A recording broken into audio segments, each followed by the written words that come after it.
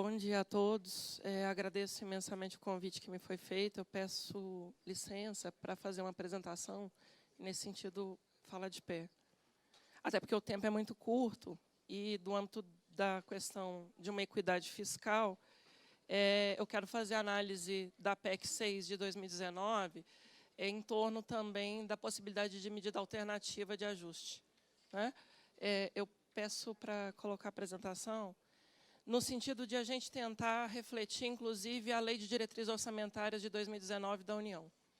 Já existem alguns mecanismos que nós não estamos explorando suficientemente e que mereceriam, inclusive, uma investigação que aprimoraria a redução das renúncias de receitas, o combate da sonegação e mesmo...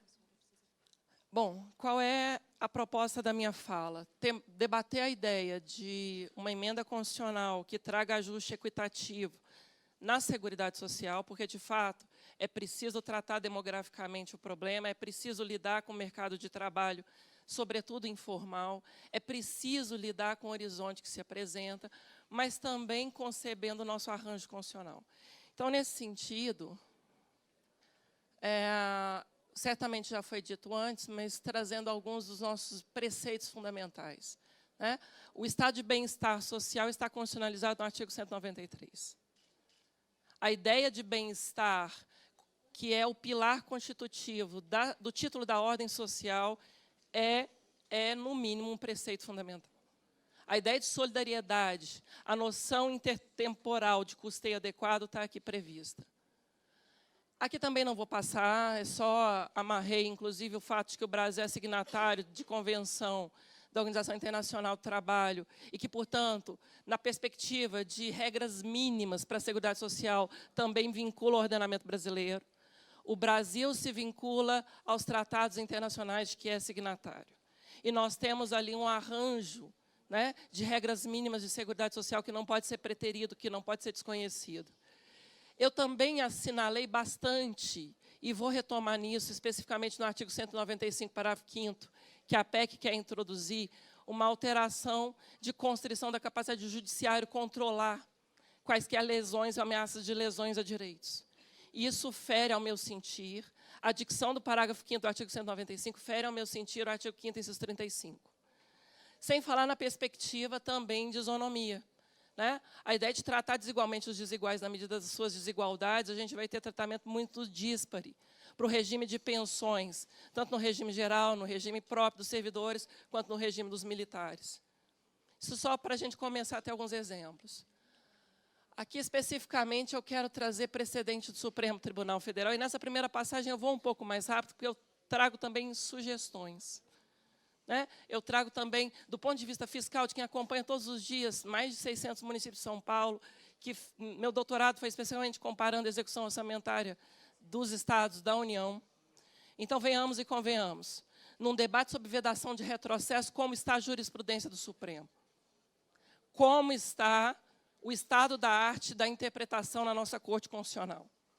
Nós temos a DPF 45 como um grande sinalizador, que falava desde 2004,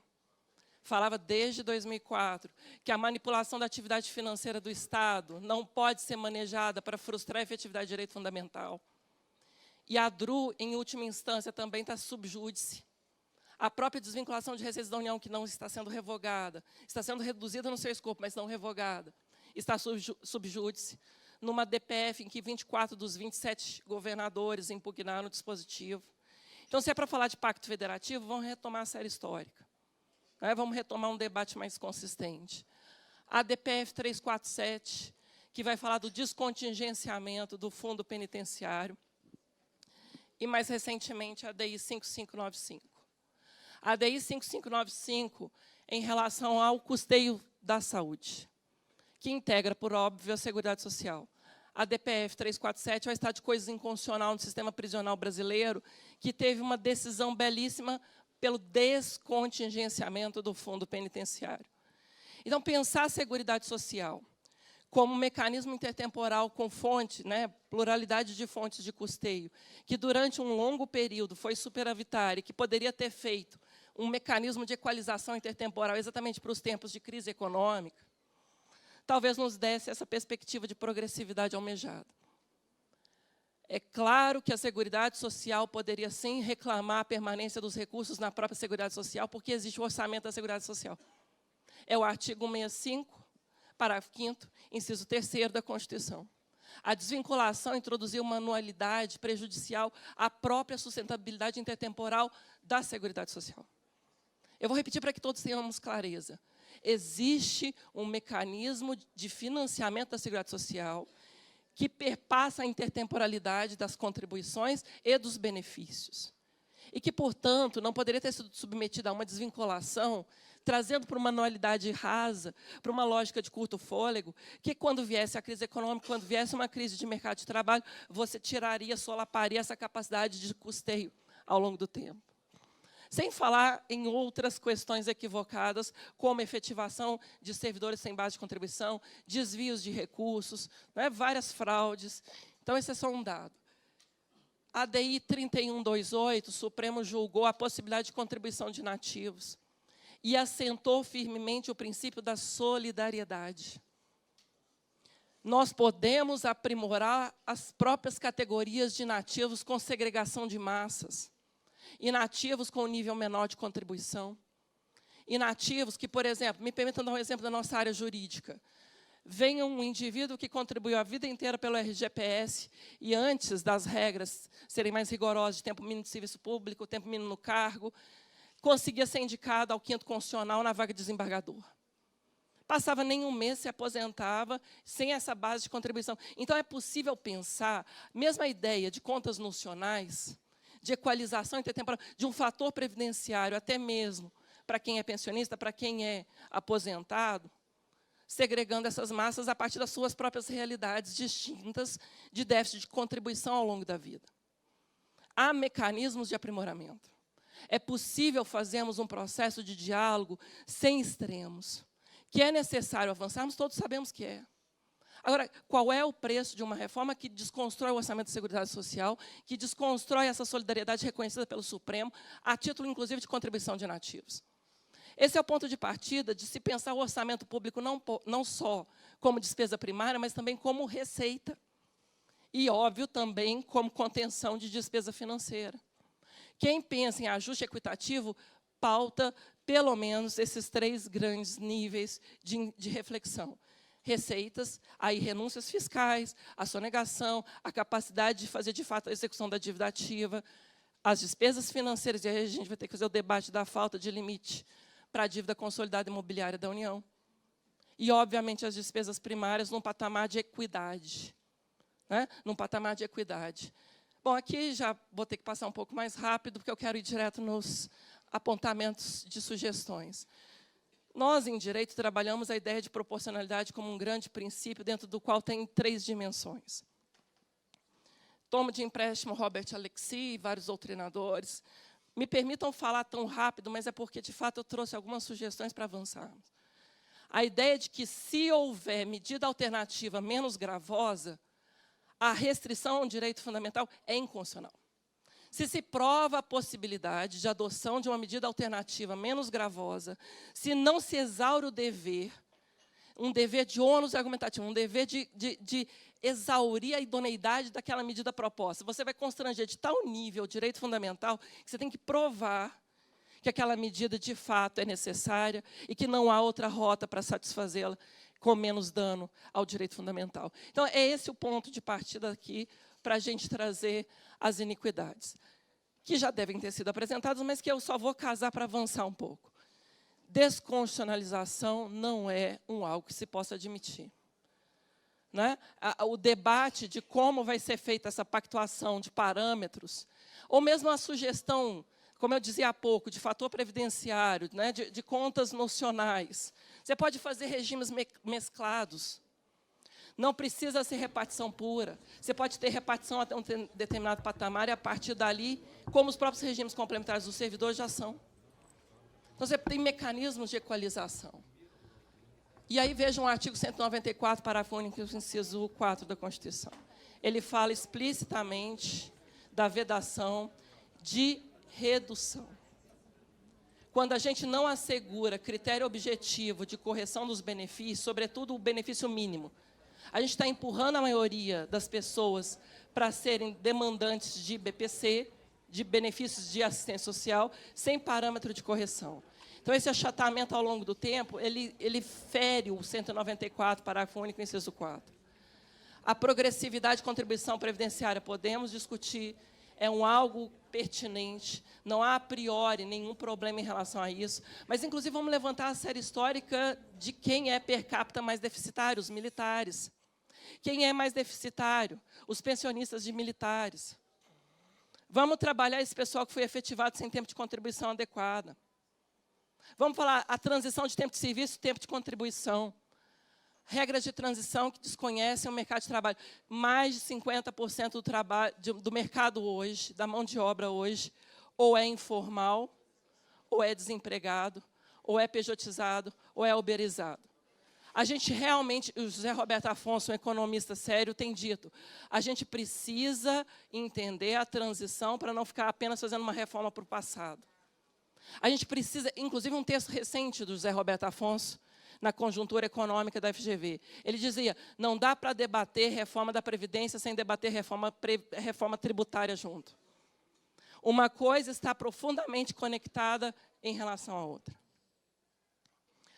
Bom, as regras especiais de agentes públicos, área de segurança, e me pergunto, especialmente porque a minha área de maior afeição na defesa dos direitos fundamentais é o custeio da saúde, é o custeio da educação, por que a aposentadoria dos professores ficou tão preterida em relação aos agentes de segurança?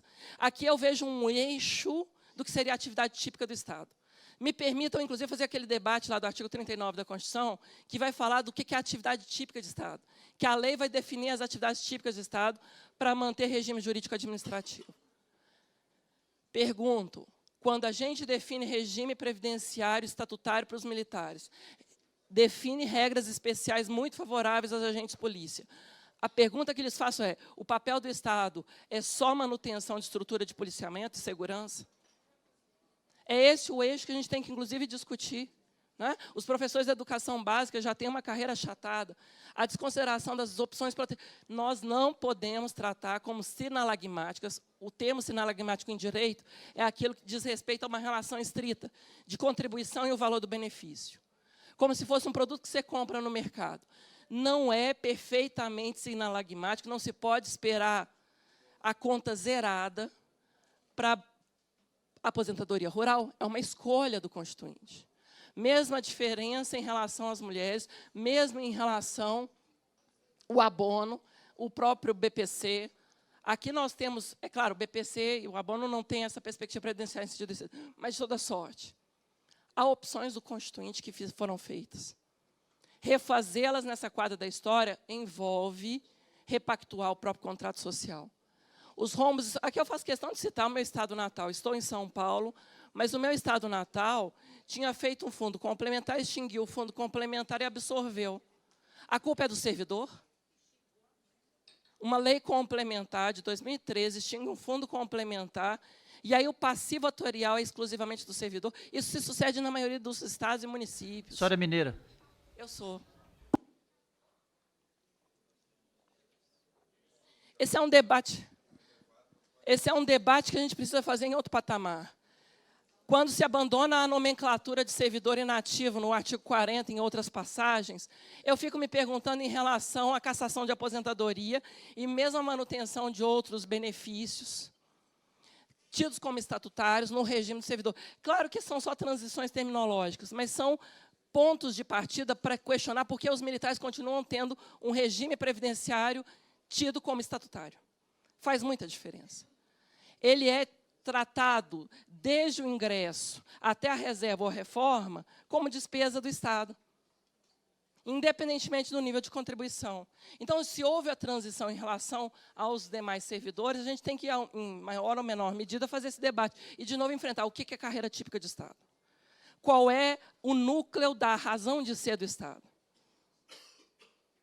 A DRU, eu já disse para vocês, a DPF que está em debate no Supremo, que, inclusive, já está sendo reconhecida como, de fato, algo insustentável. Então, não é uma benesse que o governo faz agora, inclusive porque já está ruindo a própria conformidade constitucional disso. É a 523. A segregação no próprio orçamento da Seguridade Social, ela é perniciosa, sobretudo se lida à luz do 167, parágrafo 4º. Prestemos atenção no 67, parágrafo 4º, inciso 2, que a PEC traz, e que permite subvinculações de impostos, de tributos, para pagar rombo previdenciário. O meu estado, agora onde estou, São Paulo, desvia por ano 6 bilhões do piso educacional, dos quais 3 bilhões do Fundeb, para cobrir rombo previdenciário. Então, aqui você está, de uma certa forma, concorrendo com o montante relativo aos pisos de saúde e educação. Segregar as fontes de custeio, por mais que seja importante dar à Previdência um devido controle, porque a Previdência tem um comportamento fratricida em relação à saúde e assistência. Isso eu reconheço. Mas, se de tudo segregar, a tendência é, inclusive, haver uma pressão ocorrida como aconteceu com a CPMF. Dizer que não precisa de tão mais dinheiro. No médio prazo, se houver uma capitalização irrestrita, vai haver uma pressão para extinguir a COFIN, para extinguir a contribuição social sobre o lucro líquido. Por quê? Porque benefício assistencial é algo que você pode sempre contingenciar no longo prazo. Você pode fazer um processo de redução de valor, exatamente na medida em que o próprio salário mínimo não vai ter ganho assegurado, né? Ganho real assegurado. O debate de como fazer correção ao longo do tempo. O risco do custo estimado é um risco fiscal. Nós precisamos de metodologia de cálculo mais precisa em relação ao risco fiscal na transição para uma eventual capitalização absoluta. Isso tem que ser tratado, inclusive, com a repercussão para a dívida, tal como já havia sido suscitado, né, desde o início. A integralidade e a paridade presente e futura para todos os militares. Integralidade presente e futura para todos os militares. Olha, o custo per capita do militar estava, num recente estudo do próprio Ministério da Fazenda, em 127 mil ano. É claro que isso passa por uma escolha, sim, mas vamos fazer as escolhas às claras. Vamos fazer o debate da pensionista que tem pensão vitalícia, né? Que pode ainda ter pensão vitalícia, desde que o militar tenha ingressado até a MP, lá de 2001. Então, esse é um debate de escolhas trágicas, de onde vai sair o dinheiro para tudo. Controle das renúncias de receitas, mas nem tanto assim.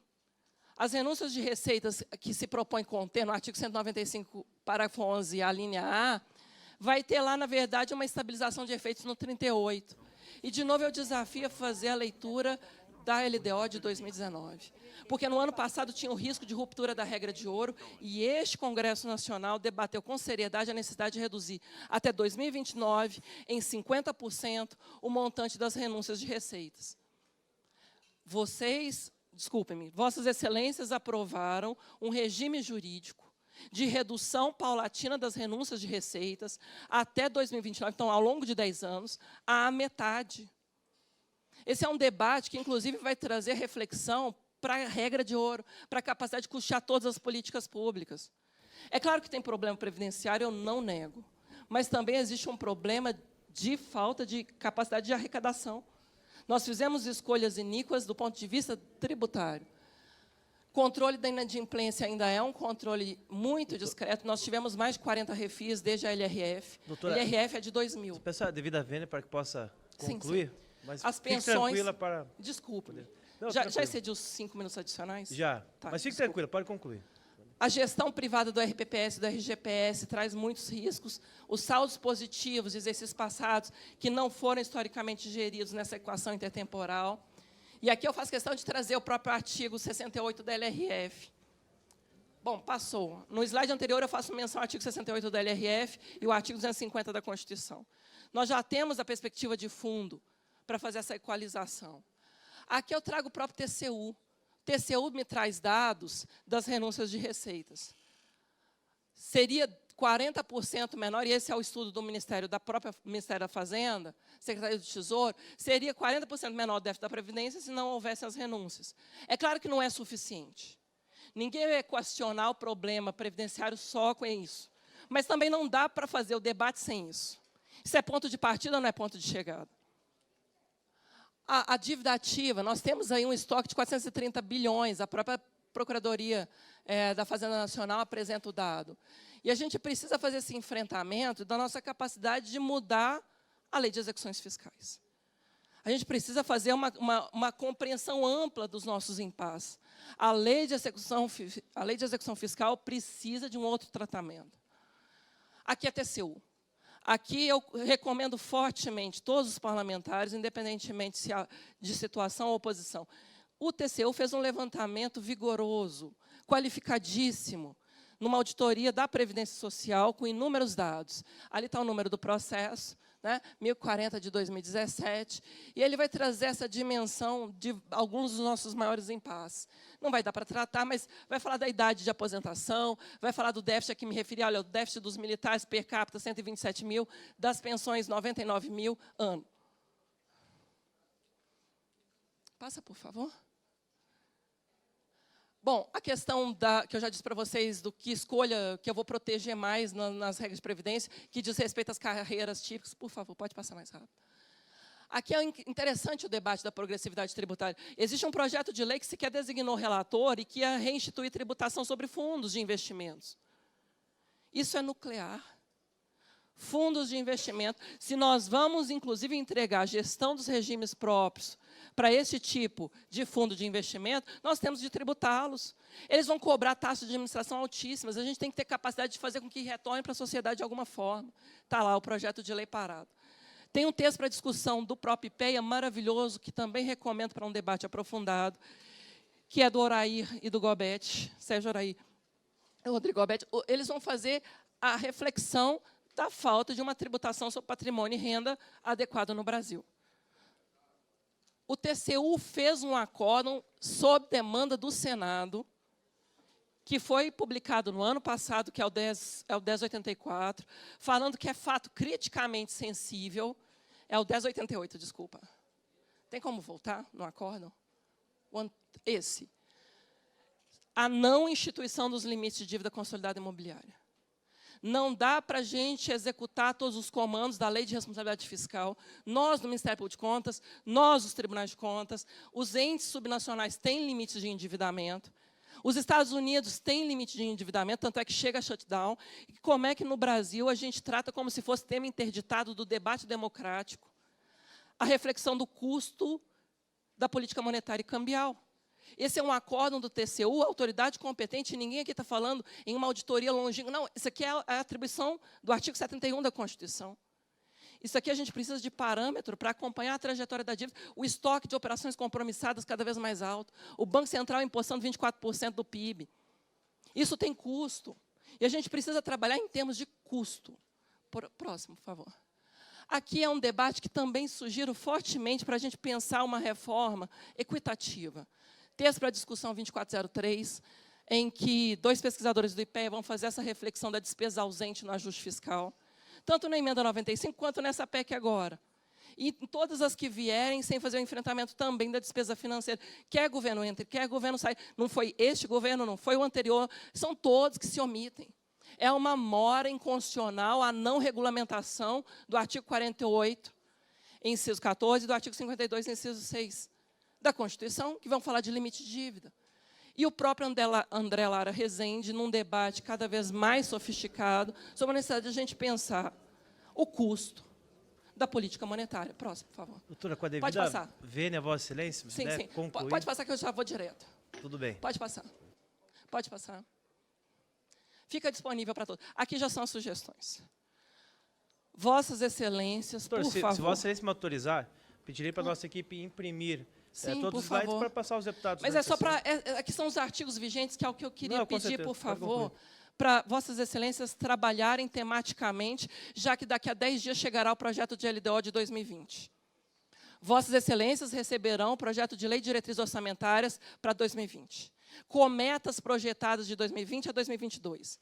Isso é tão sério que é o eixo, inclusive, do que você vai projetar de economia ou de custo dessa reforma previdenciária. E vejam, lá no artigo 21, vai falar exatamente aquilo que eu dizia. Redução das renúncias de receitas com, no mínimo, 2% a cada ano, para a gente ter uma capacidade de chegar em 10 anos caindo a metade. E também uma vigência máxima de 5 anos. Porque renúncia fiscal que dura para sempre é iníqua. Renúncia fiscal concedida por prazo indeterminado é, na verdade, aí sim um grande privilégio. Pode passar, por favor. O artigo 116 vai exigir exatamente essa vigência temporal, vai exigir que não haja novas vinculações e parametriza como fiscalizar. Próximo. O 117 vai amarrar, inclusive, as proposições, vai vincular os parlamentares. Não se pode sair por aí concedendo novos subsídios, novas renúncias de receita, sem atrelar a própria lei de responsabilidade fiscal, a própria emenda 95. Se não tem dinheiro para a saúde, por que continua dando renúncia de receita? O artigo 139 vai falar da avaliação, tem que ter monitoramento. Se é para gerar mais empregos, como aferir isso, como acompanhar? Próximo. Já estou caminhando. Aqui já especificamente na política monetária.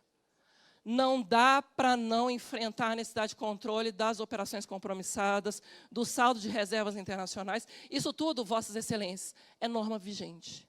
Ninguém aqui veio debater longínquamente debate teórico. Eu estou pedindo, executem as competências que Vossas Excelências já têm, que a LDO já pautou, para regulamentar o artigo 167, inciso 3 da Constituição. Artigo 167, inciso 3 da Constituição, vai falar da regra de ouro. Estamos nos endividando para quê? O último, a minha sugestão pessoal.